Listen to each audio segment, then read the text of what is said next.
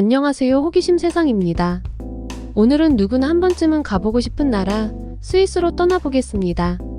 준비되셨나요? 그럼 바로 스위스로 출발합니다. 출발! 스위스는 유럽 중부 내륙에 있는 국가로 언어는 독일어, 프랑스어, 이탈리아어, 로망시어를 사용하며 화폐는 스위스 프랑입니다. 스위스 면적은 412만 9,070헥타르로 우리나라 경상도보다 조금 더 큰 면적입니다. 세계 134위이며 인구는 885만 1,400명 정도로 약 세계 101위입니다. 종교는 가톨릭 38%, 개신교 28%, 이슬람교 4% 정도입니다. 스위스는 헌법상으로 따로 수도는 없지만 많은 사람들이 수도를 취리히로 알고 있는 경우가 많습니다. 베른이 사실상 수도의 역할을 하고 있으며 취리히는 스위스 최대의 도시입니다. 스위스는 오스트리아처럼 영세 중립국으로 잘 알려져 있는데요. 유럽연합 EU 국가는 아닙니다. 스위스는 1648년 6월 베스트팔렌 조약에 의해서 외세의 지배를 벗어나게 되었습니다. 그 후 독립국으로 공인이 되었으며 나폴레옹 전쟁 후인 1815년 영세 중립국으로 보장되었습니다. 동쪽으로는 리히텐슈타인, 서쪽으로는 프랑스, 남쪽으로는 이탈리아, 북쪽으로는 독일과 국경을 접하고 있습니다. 스위스의 바다는 없으며 큰 호수들과 산이 많고 만년설과 빙하도 있습니다.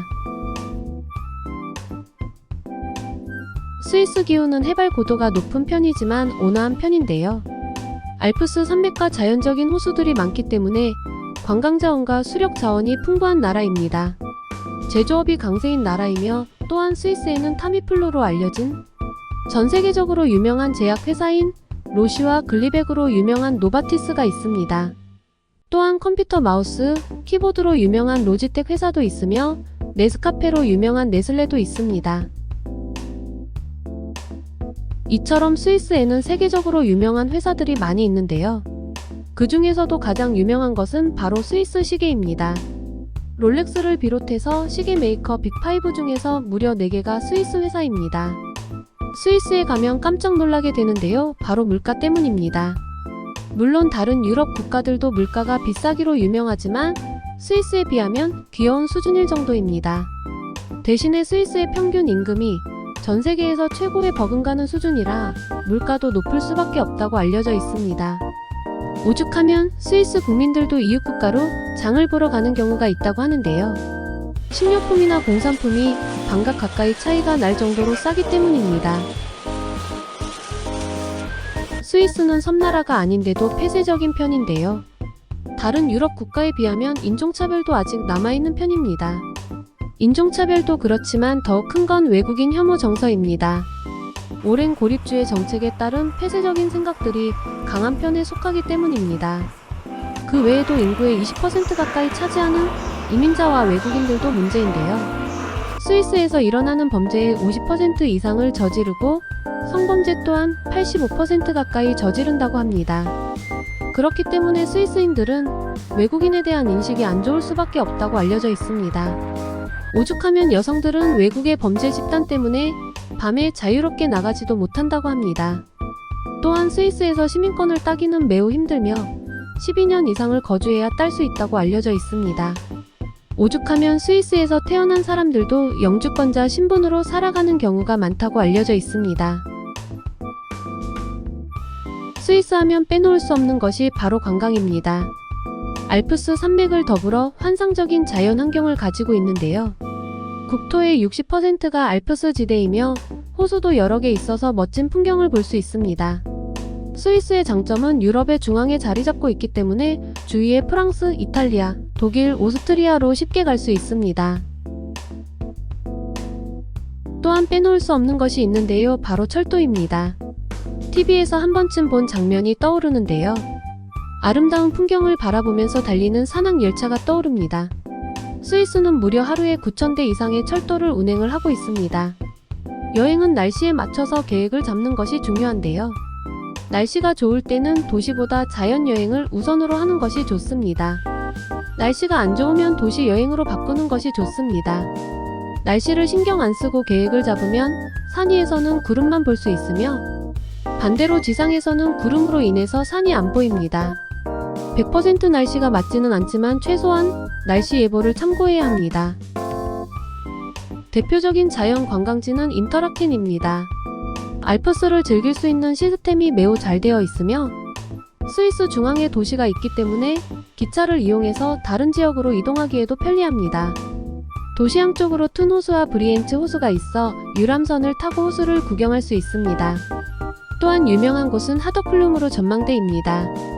날씨가 좋은 날 전망대에서 만년설이 쌓인 융프라우 산을 볼 수 있으며 마을 양쪽에 있는 호수를 감상할 수 있습니다. 다음으로 1967m 높이에 있는 알프스 정원입니다. 다양한 야생화를 볼 수 있으며 약 1시간가량 산악 열차를 타고 갈 수 있기 때문에 아름다운 경치를 감상하기에 좋습니다. 그 외에도 브리엔츠 호수에 있는 작은 호수 마을인 이젤발트, 툰 호수에 있는 시그리스빌은 인기가 많아 사람들이 많이 찾는 곳입니다. 다음으로 사람들이 많이 찾는 마을이 있는데요. 바로 그린델발트입니다. 스위스의 전통 가옥들이 있는 마을인데요. 뒤쪽에 웅장하게 솟아있는 아이거산의 풍경은 정말 압도적으로 아름답습니다. 또한 마을에서 곤돌라를 타고 약 2150m를 올라갈 수 있기 때문에 계절에 따라 하이킹이나 스키, 눈썰매, 패러글라이딩 등 여러가지를 즐길 수 있습니다. 이외에도 70개가 넘는 골짜기와 폭포로 유명한 도시 라우터브루넨이 있으며 뱅엔, 멜리엔, 미렌 등이 있습니다. 알프스 산맥 능선에 자리 잡은 융프라우유흐는 매우 유명한 곳인데요. 이곳에 유럽에서 가장 높은 기차역이 있습니다. 산악 열차를 타고 올라가야 하며 고도가 무려 3454m입니다. 이곳의 특이점은 바로 매점에서 신라면을 판매한다는 것입니다. 물가의 최고치를 느낄 수 있는데요. 신라면 컵라면이 무려 11,000원 가까이 한다고 알려져 있습니다. 스위스의 절경을 보면서 먹는 신라면의 맛은 어떨까요? 궁금해집니다. 아래에서 이야기하겠지만 융프라우 VIP 패스를 구입하면 무료로 먹을 수 있습니다. 이외에도 알프스 산맥의 최대 크기의 빙하인 알레치 빙하가 있으며 이 지역의 빙하들은 유네스코 세계문화유산으로 등재되어 있습니다. 도시 여행으로는 수도인 베른이 있으며 중세시대 모습을 간직한 구시가지와 아인슈타인 하우스, 곰공원, 장미공원이 유명합니다. 취리히에는 바노프슈트라세, 린덴호프, 스위스 국립박물관, 비르클리 광장 등이 있습니다. 취리히 다음으로 큰 도시로 제네바가 있는데요. 이곳에서는 스위스 명품 시계 브랜드인 파텍 필립 박물관, UN 유럽본부, 생피에르 성당 등이 있습니다. 이외에도 많이 있는데요. 루첼은 체르마트, 샤프하우젠, 칸더슈테크 등이 있습니다. 물가가 비싸기 때문에 스위스에 오래 머물지는 않는데요. 평균적으로는 5일에서 10일 정도 여행을 많이 하는 것으로 알려져 있습니다. 또한 여행 시 교통패스인 여행패스를 구매하는 것이 좋은데요. 정해진 기간에 정해진 노선을 무제한 탑승할 수 있기 때문에 여행 경비를 상당히 많이 절약할 수 있습니다. 스위스 패스나 융프라우 VIP 패스, 베르너 오버란트 패스, 텔패스 등 여러가지가 있습니다. 스위스 패스는 스위스 전역에서 사용 가능한 대중교통 패스이며 특히 관광 열차를 무료로 탑승할 수 있습니다. 융프라우 VIP 패스는 융프라우 지역에서 사용 가능한 패스입니다. 스위스에는 이동 수단이 여러가지 있으며 잘 발달되어 있습니다. 버스, 트램, 기차, 산악열차, 케이블카, 유람선 등이 있기 때문에 잘만 이용하면 여행을 쉽게 할 수 있습니다. 숙박업소 요금도 상당히 비싼 편이기 때문에 될 수 있으면 미리 숙박업소를 예약하고 가는 것이 좋습니다. 인천국제공항에서 취리히 국제공항까지 바로 갈 수 있는 직항 노선이 있는데요. 매일 가는 것이 아니기 때문에 확인을 해야 하며 시간은 약 13시간가량 소요됩니다. 다른 항공사를 이용해서 경유를 하게 되면 최소 15시간에서 16시간 이상이 소요되는 것으로 알려져 있습니다. 오늘은 스위스에 대해 알아봤는데요. 오늘 영상 도움이 되셨나요? 구독과 좋아요를 눌러주시면 영상을 만드는데 아주 큰 힘이 됩니다. 채널에 방문하시면 도움이 되는 영상들이 많이 준비되어 있습니다. 시청해주셔서 감사합니다. 호기심 세상이었습니다.